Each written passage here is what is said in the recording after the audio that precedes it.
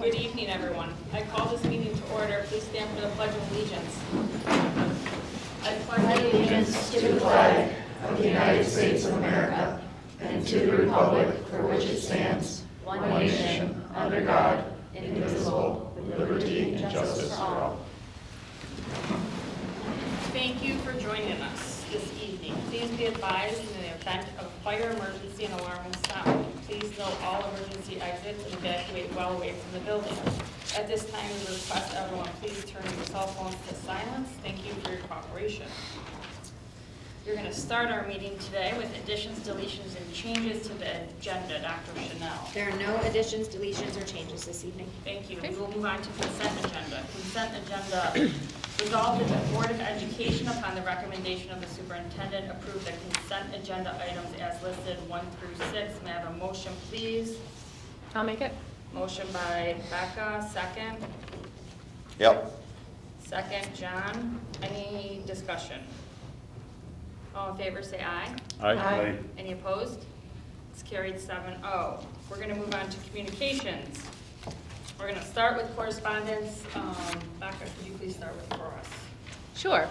The elementary school hosted their first Raider 5 celebration of the year. 29 students have earned all 5 of their Raider 5 stickers this year. The Raiders and their family were honored at a special ice cream social event to celebrate. It was hosted by the principal, Mrs. Meyer, and the assistant principal, Mrs. Asquith. Each student was presented with a certificate and their last sticker. All 5, all the time. The event also included a video highlighting their hard work, leadership, and commitment to living out our Raider values every day. Be kind, be safe, be accepting, be respectful, and treat others the way you want to be treated. The video had students and staff speaking about each of the 29 Raiders. Congratulations to these students for setting the standard and showing what it truly means to be a Raider. I was at this celebration. 2 of my boys were honored there. They got all their stickers. They were so excited. It was so fun. The kids were all really into each other, into it. The video was fantastic. It had the students and teachers talking about these kids, and they all just glowed when they were recognized. So it was a wonderful time, and Mrs. Meyer and Mrs. Asquith did a fantastic job with that. Congratulations to our varsity wrestling team and their coaches on bringing home Section 5 Class B3 championship block. Our Raiders were greeted at the monument in the cold for a celebration of their victory. Several Raiders competed last weekend at Super Sectionals, where senior Jackson Pete placed first in his weight class. Jackson will continue to represent Caledonia Mumford at the New York State Wrestling Tournament this weekend in Albany. Good luck, Jackson. Our high school math team, led by Coach Mrs. Geary, finished in 3rd place in their division for the season. Senior Raiders Julia Wasilko and Jacob Wiley finished in the top 15 in the division, and they will advance to the regional level. Freshman Raider Maddie Titus also won a medal for being the top scorer in the division at the 9th grade level. Congratulations to our math team representatives. Our high school student council sponsored a Raider Spirit Week in the week leading up to February break, complete with daily spirit dress-up days and culminating with a school-wide pep rally. Thank you to our student council leadership and their advisor, Ms. Chapman, for organizing this annual tradition for our Raiders. Thank you. I'm going to continue on with another point of pride. We just had a summary from the administrative team in our workshop from 4:30 to about 5:45 called Student Achievement and Academic Excellence. As some of you may know, we have endeavored on a literacy goal as a board and sort of tasked our team, superintendent and administrators, teachers, support staff, everyone, to increase our literacy rates. And we have a lofty goal of 80%. We just got our first presentation on that, and I just want to say I'm really encouraged by what we saw. I appreciate the administrative team in taking this risk. The teachers, support staff, thank you. I'm encouraged to see what more is to come. So thank you very much. As you all probably saw, I sent an email yesterday about the thought exchange regarding the GBEP superintendent hire. So as we know, Kevin McDonald is retiring. They are starting to engage in the transition process for that and have rolled out a tentative plan for that. There's a thought exchange that we're all encouraged to participate in. Sent that to you. I think it's open through March 6th, so please go and do that before it closes. Sort of looking at characteristics of the next superintendent, OC superintendent. Finally, want to sort of summarize some of the work the board's done. We have planned 3 workshops, 4 workshops, 3 or 4. 3 or 4 workshops for the board to do some additional work outside of meetings. We just did our 3rd. One of those workshops was developing our board goals, and one of those goals that we developed was to really increase communication between the community and the board itself. We've started a survey. If you've not done it, please do it. It was on the postcard that was mailed out last week. I believe that was last week. But it's a survey sort of eliciting feedback on budget development and what the community priorities are. The board is committed to hearing what the community has to say, and that was one avenue for us to do that. We've also set up 3 sessions. They are March 5th, March 18th, and April 2nd, where you can come and talk to the board about budget development, ask questions, hear our perspective. We really just want to hear from you at those 1 hour in length meetings. The board is committed to being at those. You can expect to see Becca and myself on March 5th, John Bickford on March 18th, and Peggy Rowland Arney on April 2nd, and possibly other board members. So I'll be there on the 18th too, after Compact. okay, and Liz Dietrich on the 18th, John and Liz. So thank you to the board for going above and beyond and volunteering more of your time. Appreciate that. Next, we were going to go to board committee reports. Who met for committees? Facilities met, Okay. and it's just going through the project as it's going and moving forward, Okay. as expected. Any compact meetings? Okay. No. More tomorrow. That's what No. happens when you have 2 meetings in 1 month. Yeah, sure. It's not been a lot of time since our last meeting. We will move to guests of the board, and we have the top 10. Very excited to see some students in here, the top 10 in our graduating class this year. And I will go ahead. Absolutely. I'm very excited and honored to welcome our top 10 representatives, those that can be here tonight. So I won't put you all on the spot. I will have you all come up and please stand together down here quickly. I just have a couple questions I'm going to ask each of you. No pressure. They can handle it. They sure can. Yeah, just stand kind of in a line. Yeah, we should push. So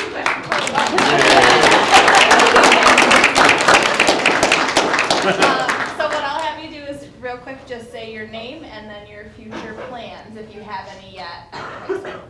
I'm Hannah Harmon, and I plan to attend Nazareth University to study music therapy. My name is Margaret Jones, and I also plan to attend Nazareth University to study occupational therapy. I'm Julie Wasilko. I plan on attending Lees McRae College to study pre-veterinary medicine and minor in wildlife rehabilitation and compete on the cross-country and track teams. Ladies and gentlemen, you're valedictorian. Where is that? What were you going to minor in, dear? Wildlife rehabilitation. Where is that school? I'm not familiar with it. It is in North Carolina amongst the Blue Ridge Mountains. Oh, fantastic. Oh, we're losing her the brain drain. She'll be back. Her family's right over there. I'm Emma Brogan. I'm going to Stony Brook next year to study political science and run track and field. I'm Laura Reynolds. I'm going to an immersive Spanish school in Oaxaca, Mexico called Roca Blanca to study missions and Spanish. That's where my son is right now. Really? Yes, for 2 weeks. I'm Austin Chanel. I plan on continuing my education in college for biomedical engineering. Oh, good. Fantastic. And just one more question I have of each of them. You offer so much to our school, obviously academically, you stand at the top of your class, but talk a little bit about something else that you're super proud of as part of your legacy that you're going to leave here behind the Calma when you graduate. What's your favorite thing that you do? Your favorite thing that you do? Simple question. Mine would have to be musical. I really like being the president of Spanish Club. We've planned a lot of events, and I just have a really good time with it. I've just really enjoyed being involved in everything that I have been, from athletics to the musical to various clubs. Yeah, I'm treasurer of Spanish Club. The Spanish Club's really fun, so I like that. I'd probably say musical along with Spanish Club. I would have to say president of student council. It's been a great experience. Good. So again, these are the cream of the crop for our class of 2026. So proud of them. I don't know if you have any questions or anything you want to add, or Congratulations. you're off the spot now. Thanks for your hard work. Next, we're going to move on to public forum. Public forum is next on the agenda. This portion of the agenda is for district residents, district staff, and/or parent guardians of students to speak to the board. However, the board members will not respond. This is a time for the board to listen, and when appropriate, a response will be provided to the speaker. Individuals who wish to speak must sign in, state their name, and address prior to speaking, and limit their comments to 3 minutes. Comments or questions naming specific personnel or students are to be addressed privately to protect the rights of individuals. All speakers are to conduct themselves in a civil manner. Obscene language, libelous statements, threats of violence, statements advocating racial, religious, or other forms of prejudice will not be tolerated. We have not had someone on our public forum agenda in quite some time, so you haven't heard me read that recently, but that's something we read before anyone comes to speak. Mr. Tate. While he's coming forward, is it okay if you keep coming, please? Is it okay if the students that are I'm in the sorry. musical go back to Yes, musical? if you have to leave, I normally am better at doing that. No, it's all This right. is the how. They're all asking me, and I'm We're all over out of here here. just a second. Your time is- Thank you, you guys. Congratulations to all the parents, too. Thank you. Parents can stay.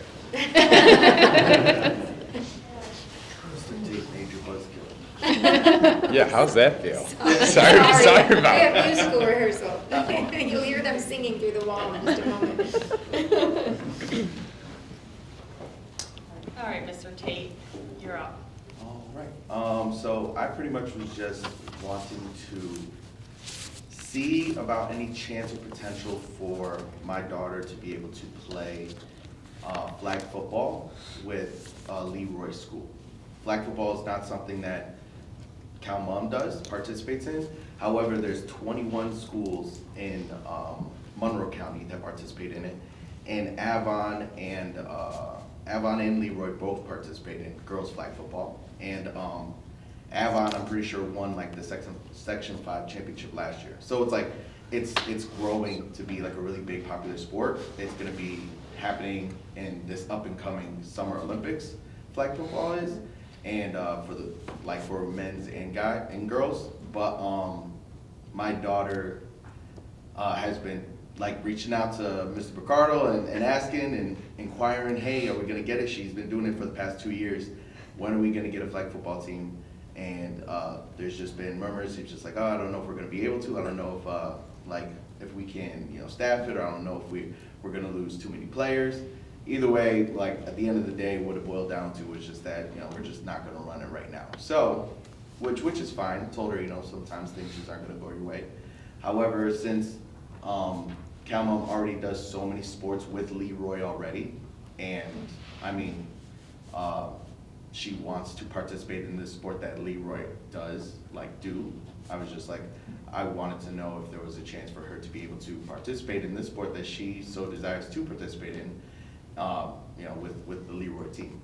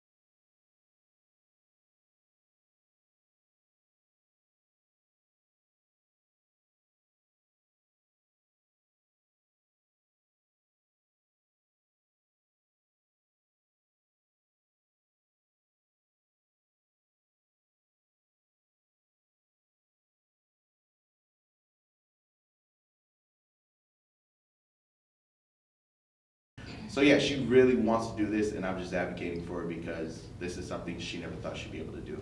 So. Very cool. Thank you. Thank you.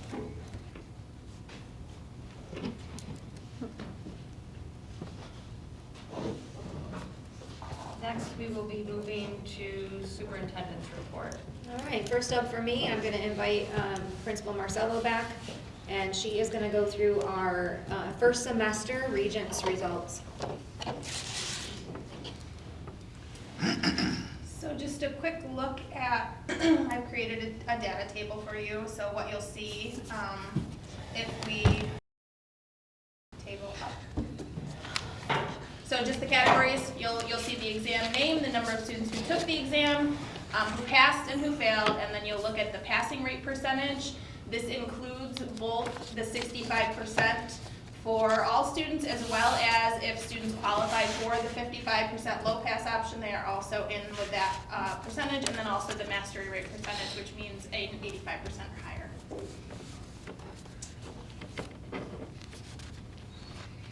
So this gives you a look at how our students performed this year in January. You can see our numbers there enrolled, which means the students that took the class, or the students that took the exam, sorry. And then I would like to draw your attention to the passing rates because they're great. Super proud of those 100%. Anything above 85% is what we're aiming for. Geometry and chemistry are our two lowest. Those are difficult classes that we challenge students to take. So students are sitting in those classes and they're learning, and we may not see the 100% pass rate, but we're seeing students be challenged. So those numbers are certainly something we'll keep an eye on and continue to monitor as we move forward, but overall our students are performing well. I'm also super proud of those mastery rates that get up into the 50%. That's pretty incredible. So those students really, our teachers really, students and teachers deserve to be celebrated for all of their hard work, because our students are really not only performing to pass, but performing really well as well. So on the next slide, I just have a little bit of a breakdown of some of our celebrations.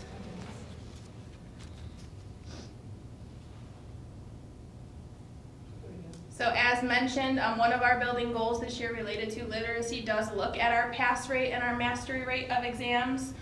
So we're hoping to get to an overall pass rate of 88% by the end of the year, currently at 87, so we have a little bit of work to do there. And then that mastery rate, we're aiming for overall 35%, and we're sitting at 31. So we still have the June cycle to take into consideration, but we're right in that range. And then again, celebrating those exams that have those high passing rates, and then the mastery rates as well. Again, geometry and chemistry, those are our two tough ones, so keeping an eye on those, focusing on those, and making sure that that's not a common trend that we're seeing every year, and then looking at those mastery rates and bumping those up too. So super proud of our kids and our teachers this January for the work they did. Any questions for me? I want to say Yes. It's been over the last few years a real concern with the turnover we've seen in the teaching profession. And it's a relief and really something to be celebrated, the passing rates we're seeing with these new pieces and the existing pieces that we have between the teachers and students. So congratulations, that's a great accomplishment. Absolutely, thank you. Thank you. Thank you. Thank you. Thank you. Next up for me, Liz Dahl asked me to just speak a little bit tonight about the survey. So again, she did that a little bit. I'm going to do that here just by sharing some statistics that we have so far. Right now, the survey that the board has been disseminating out into the community, we've done the elementary chorus concert, the middle chorus concert, the high school concert, so that the board had an opportunity to meet people, greet people, ask them in person to fill out that survey. We then sent that same survey out. It's gone out through the mail, through a postcard. I think we talked about ways to deliver the survey and some of the things we know to be limitations for us. If we were to use our social media to push out any kind of survey, you wouldn't be able to keep folks that don't live in the community from responding to the survey. So we're trying to make sure that we actually push the survey out into individual homes. We have seen an uptick since the postcard went out, which is good. We still only have 105 respondents though, so we would love to get more folks responding to our survey. Again, that part of the board's goal was to create two-way communication. The survey is not your typical survey, since we are using a platform that allows us to use AI to help us interpret some of our data. Folks can write in the cells anything that they want. So you're not limited to characters, you can tell us what you're thinking. So even though it does ask some specific questions, it's open-ended enough that the board should be able to capture the voice of the community. And I just want to encourage everyone watching and everyone in the room, if you've yet to fill out that survey, to do so. Thank you. Becky, can I ask a quick question? Of course. Is it pushed out through Parent Square as well? I have not. I pushed can't it remember out. that. I have not pushed it out through Parent Square. We can do that. Just with a easy, instead of a QR, maybe just an easy link to, because you know, see it on a device, how do you scan it? Sure, But- sure, agreed. Thank you. Of course.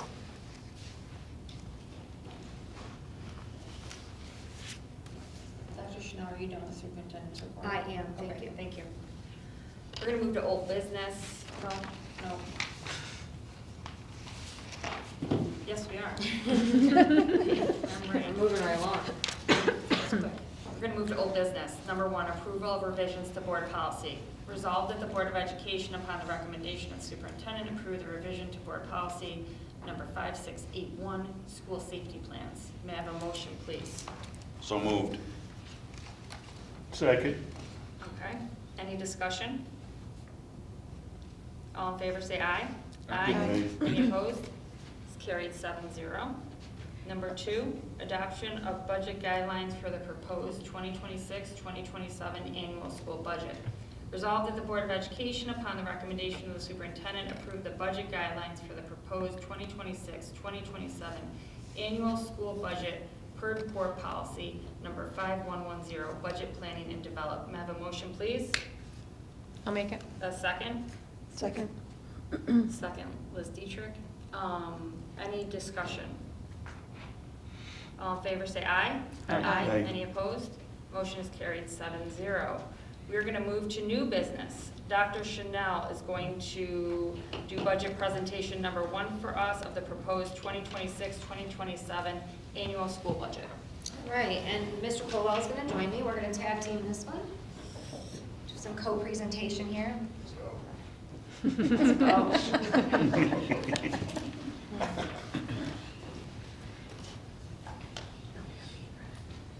All right, ladies and gentlemen, so tonight is the beginning of our budget presentations.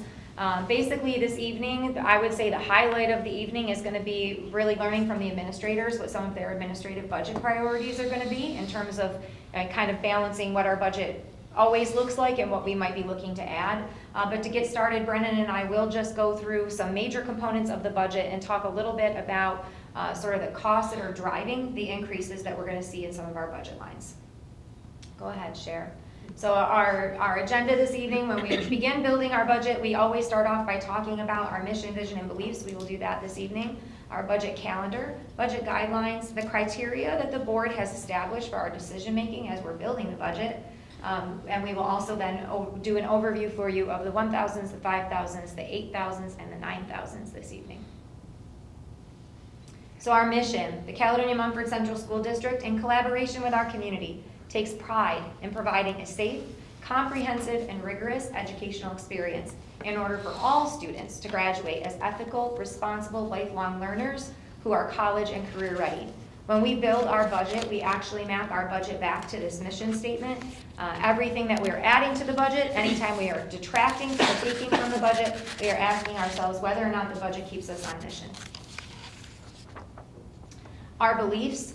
I won't read these to you. These are the belief statements that the district has. I guess what I will say is, in summation, our beliefs are really what the board would call what it means to graduate from Caledonia Mumford with a diploma. The things that are important to us that kind of map out our priorities are listed in our belief statements.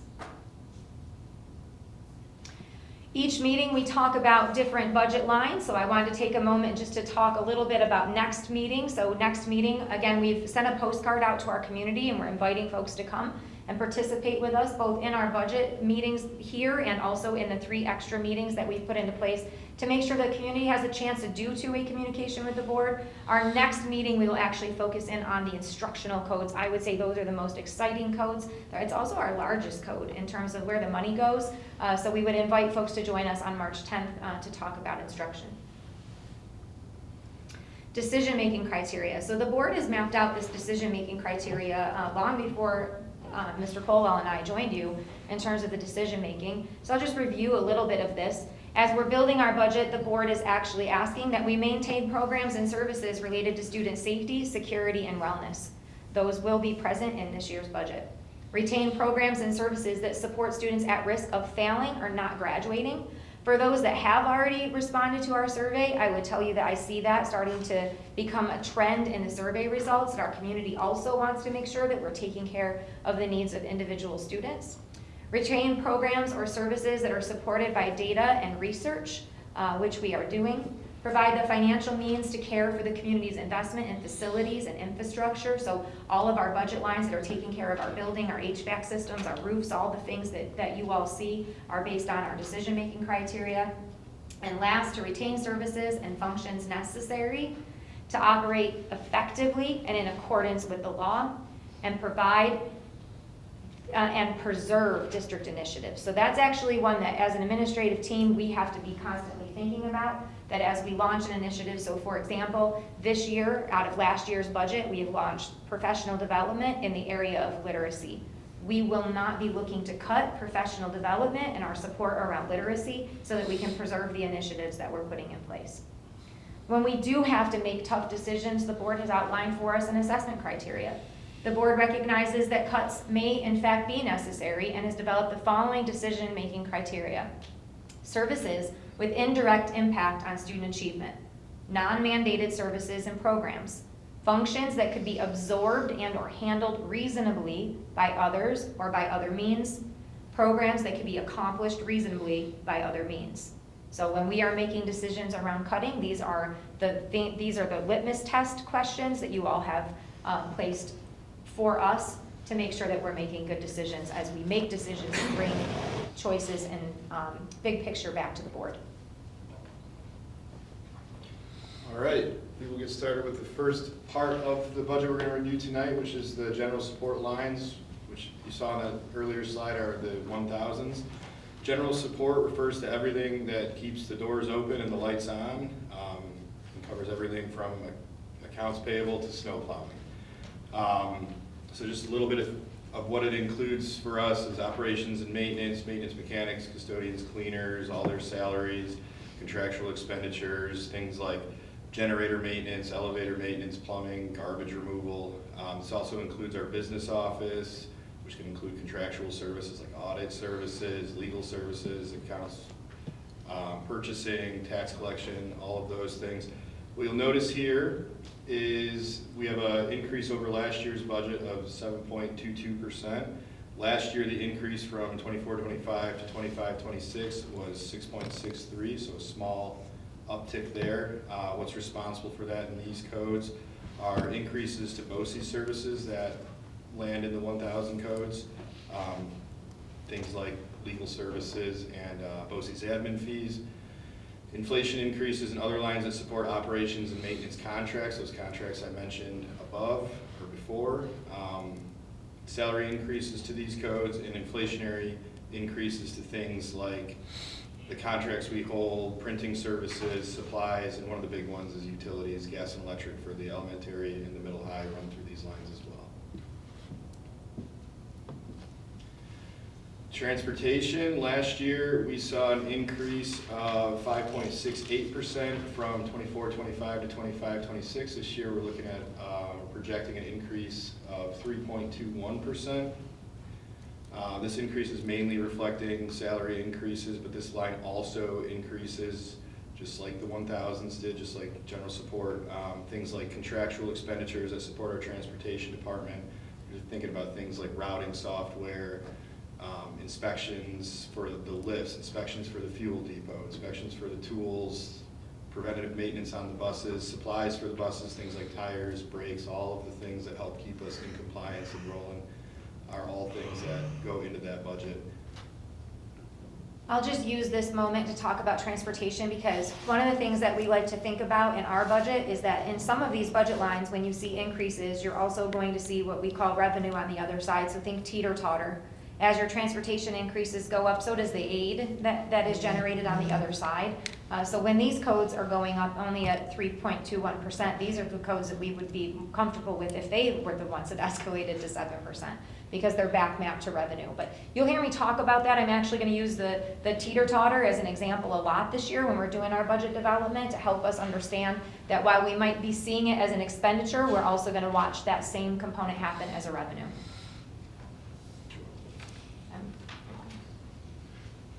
Next up is community service. So as the board knows, we run a community continuing education program. Our continuing education program offers things to the community like walking club. We sometimes will host different events that the community is invited to. They often have to pay to come to the events, but it's minimal. We try to keep those things very cost effective. We're seeing an increase in this line of only the 1.54%. We definitely have somebody who is responsible for this, and so really that is the mechanism around contractual obligation for the increase in stipend. Actually, before I go on to employee benefits, can I just go back a slide? I just want to talk a little bit about something that we're also looking into. I do have a meeting in April, although you don't see an increase in this budget line in terms of community ed. In my meeting in April with the senior citizens group from Caledonia, we're actually going to meet together to talk about ways to partner with one another. So they're looking for, you remember we came and asked about being able to use a school bus and maybe to transport them to some events, and we learned that we were unable to do that. But my goal is to get in the room with them and begin to brainstorm what we can do. So we talk about this campus being the hub of our community. How can we partner with different groups inside of our community to help extend that hub and make sure that everyone that wants access to our facility for different reasons. So, I've been approached around maybe not we offer silver sneakers in the district and things like programs like that don't exist already in the community. Could we actually host those so that they happen on our campus and it becomes something that is a benefit to our community in general, are all things that you will see me begin to do in budget development around our community service component. Our employee benefits. So employee benefits, this is everyone, every single person that works in the district, regardless what their role is. Employee benefits for us in terms of increases, you are going to see a large increase there of 11.68%. I want to talk about what is driving the employee benefit increase. It is healthcare. I am sure that you are paying attention to the news and that you are seeing what healthcare is doing all across the nation, but definitely here in our local area, even in the Rochester area. Basically, what we're going to experience is about an 18% increase in health insurance, which is the largest driver right there inside of our employee benefit.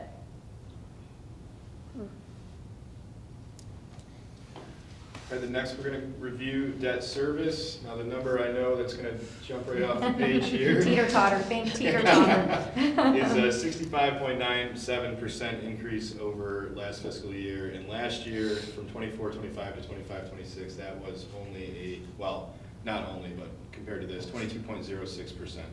Now, what's very important to remember here, or that I want to start with, is that this increase reflects the initiation of the 2025 capital project.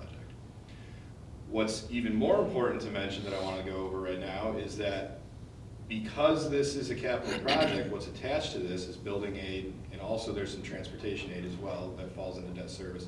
So within this increase, $2.1 million is associated with aid that offsets this increase that comes to the school district as revenue. All right, so just to kind of put numbers to what Dr. Chanel previously mentioned, we get 84% back on building aid, we get 74% back on transportation aid, and while yes, these are debt service and we have to budget for those, we're receiving revenue from the state to pay for these increases. Any questions?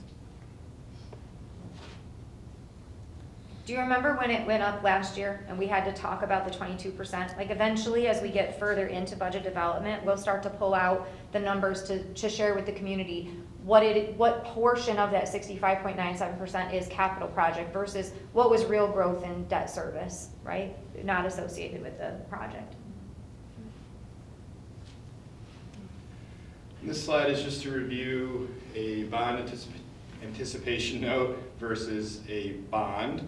What's important to remember here is a ban just allows the district to borrow only what's needed in early phases of a capital project or for a bus. We typically use bands in one-year terms and then reassess after a year to approach converting to a bond. And bands allow the district to issue short-term debt and then convert only the actual project costs to a bond, and that becomes our long-term debt. So right now, inside of this project, we're going bands annually for the project, see what the actual cost ends up at, and then we'll seek a bond. The band's given us our cash flow. So one thing Brennan and I talked about to just mention this evening is that our credit rating was fantastic. And so even though we had to go out to borrow, we borrowed at a very, very minimal interest rate. So congratulations on our ratings. Okay, and this table is just showing the current finance projects still on the books out through 28, 29. The new ones you should see or will make note of are the 25, 26 principal for 12.4 million and the 25, 26 interest for 12.48 million. These are the new payments that we'll see in the 26, 27 fiscal year that we wouldn't have seen prior. So those are what's responsible for that increase we reviewed a couple slides ago. You'll notice that through 28, 29, these increases are pretty flat. It's a small increase annually. We work with our financial planner, Bernie Donegan, to ensure that we plan these projects with retiring debt and new debt to avoid any spikes in debt service and accounting for building aid and what revenue we'll get to offset these costs. I have had a few community members ask me about capital projects and just thinking about how when we go out for a project, you see what's happening, right, with our debt service and the increase, and we need the aid come back on the other side. So again, just using that model, that the reason why we've moved to an every 5-year cycle is because it actually flattens our budget out completely. It helps us get down to that bottom component there where we say we're planning accordingly, and when we launch capital projects, that there would be no added expense to the taxpayer.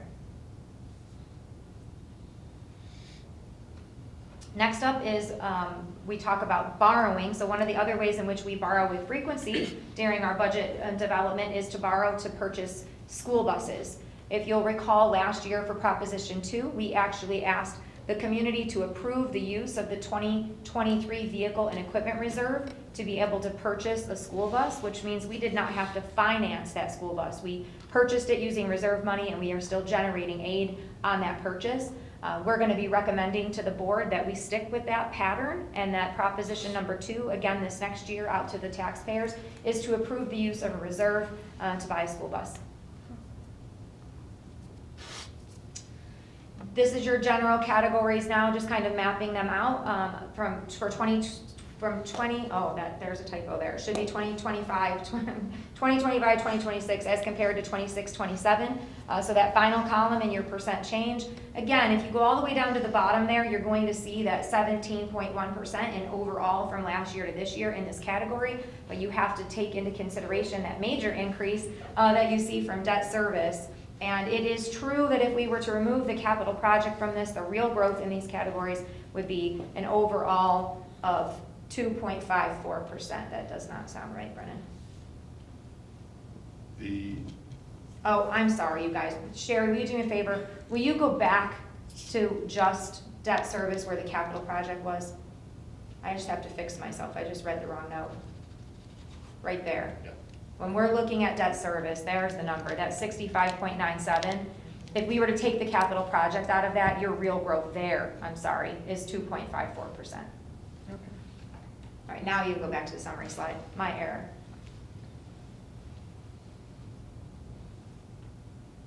The last thing here is the capital outlay project. So each year, as part of our budget development, we also launch a capital outlay project. Our capital outlay projects are capped at the state of New York as $100,000 projects. At least $10,000 worth of the work that will be done does have to be done inside the building. And once we slate a building for our capital outlay project, we have to stay in it. If you recall last year, we actually focused in this building and we started to replace the pneumatics, our old pneumatic system with digital systems. That's on the table again for this year. We have just hired a director of facilities, and we have just finished our building condition survey, and so we're probably about 2 weeks out from being able to tell you exactly the direction that we want to go for the capital outlay project. So that our next meeting, we will revisit this with more solid guidance on exactly where we'd like to go. But we will be building in a capital outlay project into this budget, and again, it will generate aid. Questions for us?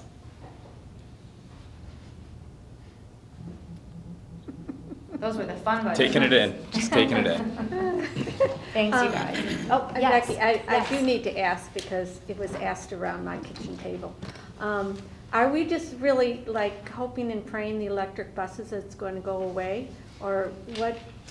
We are believing that in the current state of the economy in the state of New York, that for the state of New York to fund electric buses and all of what will go with them is Just they're not either gonna possible. have to budget for it or they're gonna watch the citizens uprise. Like, I feel like that in general is what I'm hearing across the board. I see that actually already in the survey. There are a few folks that have commented, no matter what it takes, don't move in that direction. For us, it would be a very large Sure. endeavor, right? Oh, A very yeah. large endeavor. I do think that when we begin to consider, when we get into June, if we have leftover money and we're gonna start talking about where we might put our fund balance in terms of reserves, it's probably smart for us to begin to fund the vehicle and equipment reserve to prepare ourselves in case it does happen. But do I hope that it doesn't happen in my time? I do hope it doesn't happen in my time. You hear people say, I think I'm gonna retire before then. I hope to be retired before then. I do not wanna launch electric vehicles. I am not interested. Right. Yes. Neither I am I. think the community sentiment, and I say community and I mean school districts everywhere. Sure. The sentiment across public schools is there is not money for this. Right. And we're not gonna tax our communities to do it, so. Good question. Thank you. Thanks.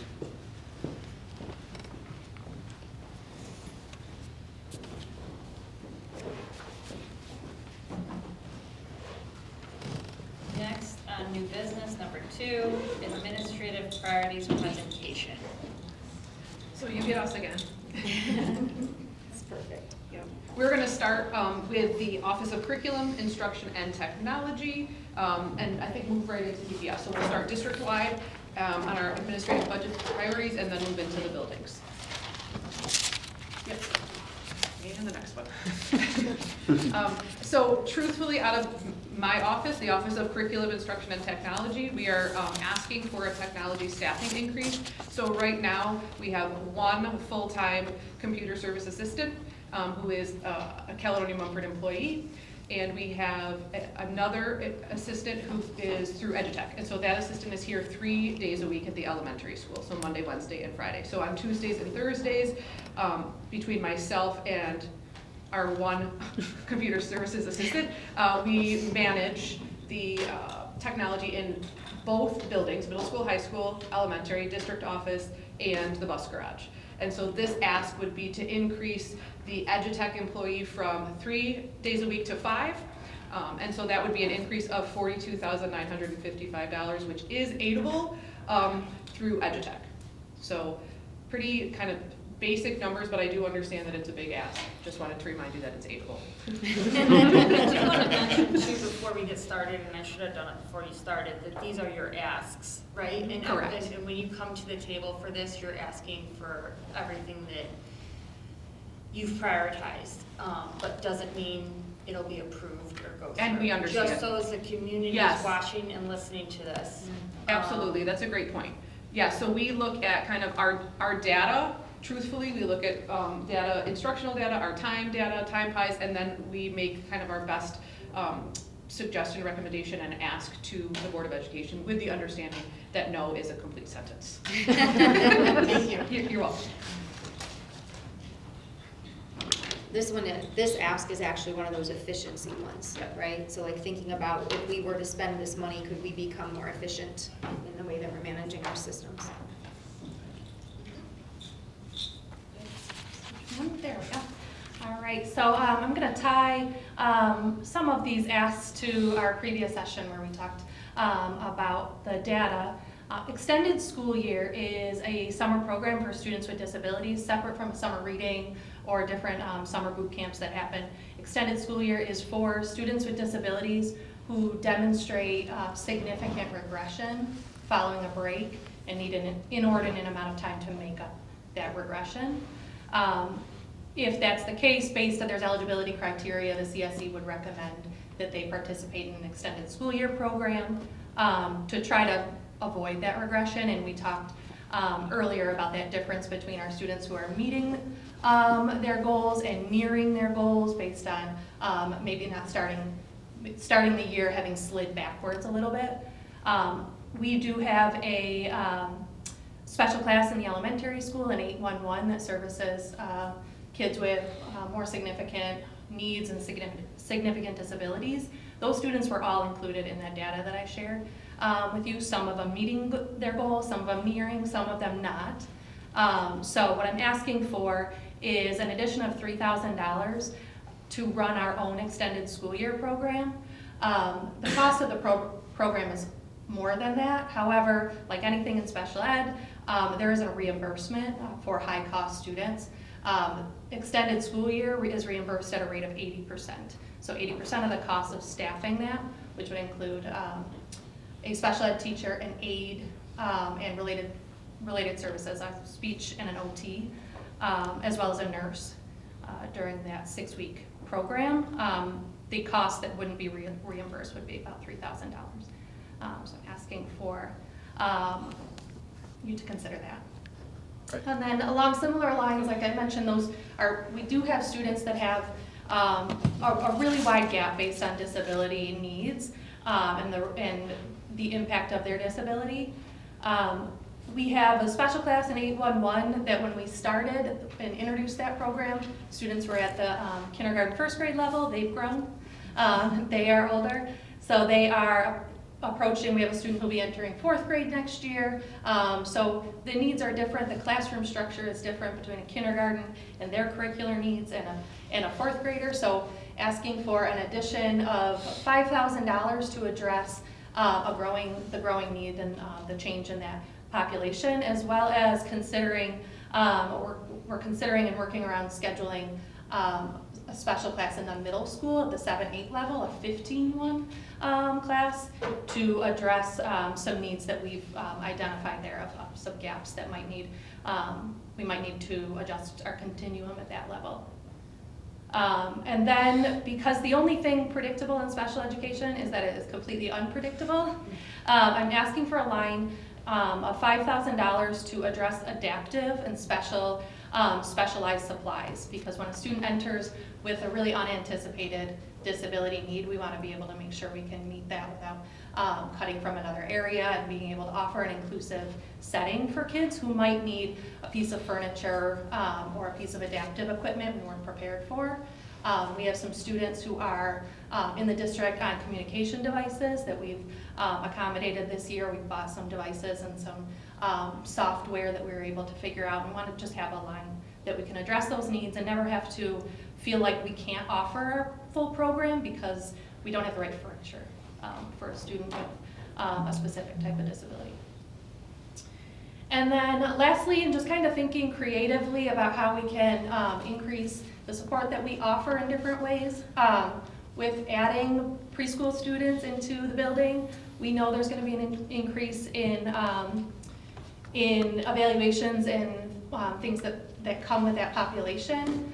A school psychologist internship, it's a little bit different than a student teacher or a counseling intern. A school psychologist intern is here full-time for the entire school year, 5 days a week. They require minimal supervision, minimal direct supervision. They get all their direct supervision in the first 2 years of their program, and then the 3rd year of the program, they're fully working in a district. Because of that amount of work that they do as an intern, they are required to be paid for it. There's no such thing as an unpaid intern for school psychology specifically. So we get a lot of work out of them. They'd be here full time, 5 days a week. So I'm suggesting a stipend of $10,000 for a school psychologist intern. It also offers a pipeline for those hard to hard to fill positions, we could stay connected with a university that has that program so that should we find ourselves in need, that we have that connection. And it allows our current psychologists to stay connected to the best and newest and what did you learn today? Megan, are these in any particular order? Are these in order of preference or no? No. Okay. Not necessarily. First question. The second question, your master's degree in psychology, is that a 3-year program? Yes, so school So that psychology would be program their is like closing, their their closing third year yeah. is full internship. That's how the Thank you. program's designed. Yep. I have a few questions. Sure. For the extended school year, great idea. Is there an attendance requirement for the students who are eligible for that? Yeah, so they are required, we're required to record their attendance, obviously, and our reimbursement is dependent on their rate of attendance. So the reimbursement rate would be slightly adjusted if we haven't had our students that came maybe one day versus a student who came all 30 days. Are we allowed to get a pre-commitment from those families, or I don't know how that would work? Yeah, not necessarily though. We do have like really, we have really specific conversations with families. We have had families who their student is eligible for an extended school year. In the past, we send students to BOCES if they need that, and we have really honest conversations about what does your summer look like? Yeah. Can you, is this something that your family dynamics can maintain? And families have said like, no, we want to take the time off. We're not interested in it. So we do encourage like, please take this this opportunity only if you're able to really commit to it. Nice. Okay. And then the second one for the adaptive and specialized supplies line, is this like a one-time durable equipment purchase, or would it be a recurring budget line that you? I would ask for it to be a recurring line, only because it could be a one-time purchase each year. Like I can identify things over the years that we've had to scramble and move money around in order to be able to fulfill that purchase. So I think there's always one thing I could purchase each year. Okay. And then the last one is, do you have an existing relationship with the university where you could find this person relatively easily? I don't have a relationship yet, but I will say I have reached out, when I went through my master's program many years ago, they had waived the stipend for a short time. It was 2011 when schools were under like really serious budget cuts, and it was the first thing that was going. And then you had this crop of interns that needed to be paid, and schools saying we're not going to pay, so they had waived it. So I've reached out already to our local universities that offer this program, and have asked, is there still an opportunity for an unpaid? They've all said no. Okay. But they all have, they've given me their timelines of when we should post, when interns are out seeking, and that they have a crop of interns every year. And that's an interview process? Yep. You're not assigned somebody? Right, we would choose our, so you'd see it on the website as a employment opportunity that they would apply to, and we would run interviews and hire our best candidate. And is the $10,000 stipend pretty standard? Is that what most schools offer? Yeah, that's pretty reasonable of a district our size to be pretty standard. Would they be for K through 12 or pre-K through 12? Yep, a school psychologist is able to service pre-K through 12, so we would map out their day in any way that met our needs. Thank you. Yeah. Thanks.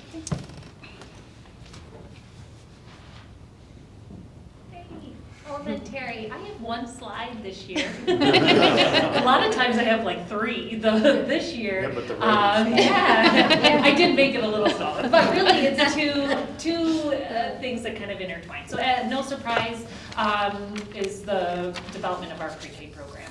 So in taking consideration of what we currently have and then what we'll need is a UPK teacher full-time and then a UPK teacher aide. Again, as we know, we need 2 of those adults at all times with our kids where they go. And I'll just remind everybody, these numbers, we always account for what it actually cost, right? Correct. So your healthcare costs are in here, right? All of the real cost in terms of the ad. So that's already looking at the efficiencies and pieces that we have currently, and then what we'll need to make that program move forward if we're still planning for those 3 full-day sections. And then rolling into academic intervention, I've been here now quite some time, and as director, we definitely embarked on different ways to provide intervention services. And now, sitting as the principal, I wanted to explore even some more options of how we can deliver intervention services to our students. We've been tampering a little bit and trying out different models, but the one that seems to always pan out historically here, and given the amount of students that we have, is truly we need 3 interventionists to run a solid intervention program for reading and math. So when I'm talking about expertise, I'm talking about 3 experts that can help us move literacy forward. We've done it in many different ways. So we've staffed this differently, but for me, my magic number is 3. And how we could currently get there, right now we have 2 full-time interventionists, and we have 1 half-time. That half-time will now be reallocated in a way to pre-K, because that's where our teacher is.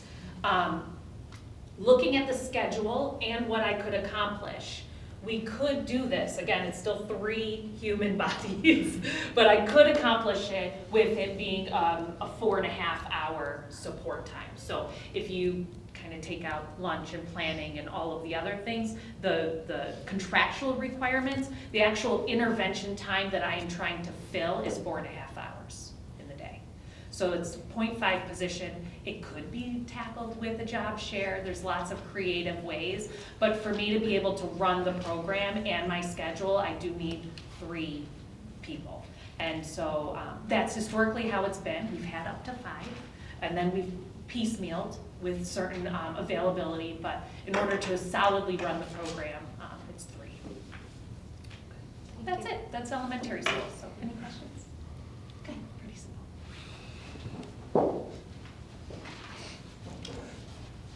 This is fun to ask for things. So, I would love to add a full-time STEM teacher to our school. I think that, not only are we creating this beautiful new space that students will have lots of opportunities in, but I'd like to have someone in there to kind of, aside from Liz Barber and the time she has to do it now, to put someone in there full-time. I think it would really benefit, especially our middle school students. It would help to build an enrichment program for them.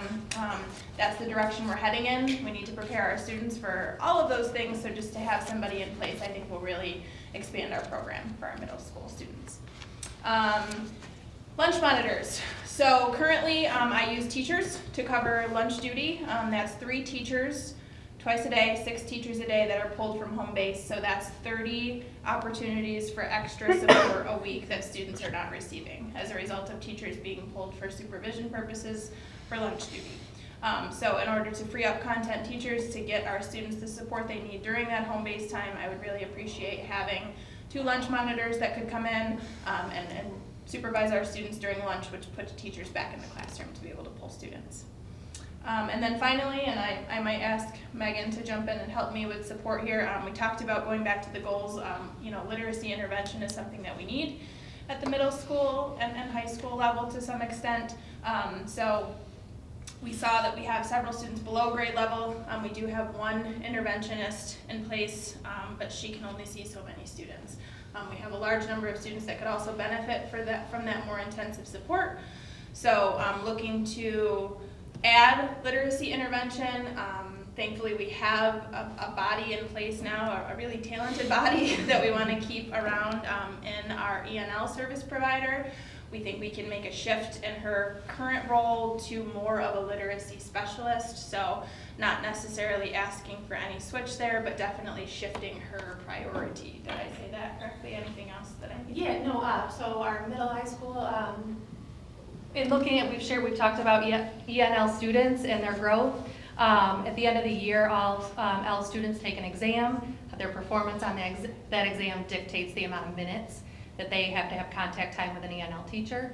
We've seen their growth. We know they're growing at a really fantastic rate. Our current 2 full-time ENL teachers have some slight gaps in their schedule, nothing, a half an hour here or there. But I do anticipate once we, given the trajectory of our current students and then the shift over to this building, who's moving over from 5th grade, that we'll be able to cover their needs with time left over. And one of our ENL teachers is literacy certified.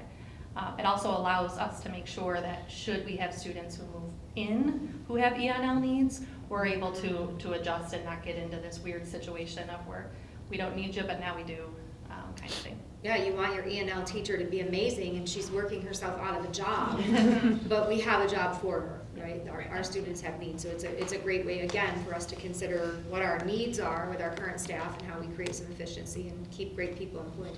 Absolutely. Any questions? Thank you very much. With that, we're gonna move to our last new business item before going to executive session. Number 3, approval of election inspector rates. Resolved that the Board of Education, upon the recommendation of the superintendent, approve the election inspector rates for the 2025-2026 budget vote. Head election inspector, $25 an hour. Election inspector, $19 an hour. May I have a motion, please? So moved. A second? Second.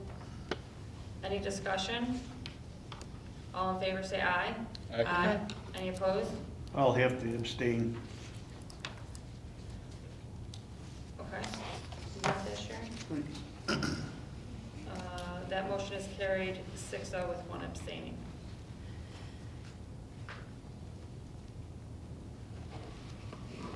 We're going to move to executive session. Resolved that the Board of Education adjourn to executive session at 7:01 p.m. for the purpose of discussing the following matters pursuant to Public Officers Law, discussions concerning the employment and employment history of particular persons, and matters leading to appointment and leave of absence. May I have a motion, please? I'll make it. Second? Second. Any discussion? All in favor say aye. Aye. Aye. Any opposed? That motion is carried 7-0. We will be back after executive session. Yep. Resolved that the Board of Education return to regular session at 8:06 p.m. May I have a motion, please? I'll make it. Second? Second. Discussion? All in favor say aye. Aye. Any opposed? That motion is carried. We're going to go through personnel number 1, approval of leave of absence. Resolved that the Board of Education, upon the recommendation of the superintendent, approve the leave of absence request of employee number 810, effective on or about June 4th, 2026, through on or about January 4th, 2027. May I have a motion, please? So moved. Second. Second. Any discussion? All in favor say aye. Aye. Aye. Any opposed? The motion is carried. Number 2, appointment of food service helper. Resolved that the Board of Education, upon the recommendation of the superintendent, appoint Brianna Harkness to the part-time civil service position of food service helper, effective February 25th, 2026. May I have a motion, please? I'll make it. Second? Second. Peggy, thank you. Discussion? All in favor say aye. Aye. Aye. Any opposed? That motion is carried 7-0. Number 3, approval of musical stipends. Resolved that the Board of Education, upon the recommendation of the superintendent, approve the following stipends for the 2025-2026 middle school, high school musical as listed. May I have a motion, please? So moved. Second? Second. Any discussion? I'll abstain. I need to abstain also because my child might be involved. Okay. 2 abstaining, all in favor say aye. Aye. Aye. Any opposed? Well, you're abstaining. Correct. Um, I don't want to say aye. Okay, the second? Thanks for your support, Annie. Peggy, did you I second said that? second. Peggy? Thank you. Thank you. All in favor say aye. Aye. Any opposed? That's carried 5-0, 2 abstaining. We're going to go to number 4, approval of substitute. Resolved that the Board of Education, upon the recommendation of the superintendent, approve the following substitute for the remainder of the 2025-2026 school year. Alexis Egni, apologize if I did not say that correctly, elementary teacher. Motion, please. I'll make it. I'll second that motion. Thank you. Any discussion? All in favor, say aye. Aye. Any opposed? That motion is carried. Number 5, approval of interscholastic coach. Make a motion to table this. Okay, motion to table. Can I have a second? Second. John seconds. Thank you. All in favor, say aye. Aye. Aye. Any opposed? That motion is tabled, 7-0. 6, approval of substitute. Resolved that the Board of Education, upon the recommendation of the superintendent, approve the following substitute for the 2025-2026 school year. Jonathan Stetter, facilities. May I have a motion, please? Second. Thank you. Any discussion? All in favor, say aye. Aye. Any opposed? That motion is carried, 7-0. We're going to move to adjournment. Thank you all for the long evening and dedicating your time. Resolved that the Board of Education adjourn the meeting of February 24th, 2026 at 8:09 p.m. May I have a motion, please? I'll make it. Second. Second. All in favor, say aye. Aye. Aye. Any opposed? Motion carried, 7-0. I hope you all have a nice night. Thank you.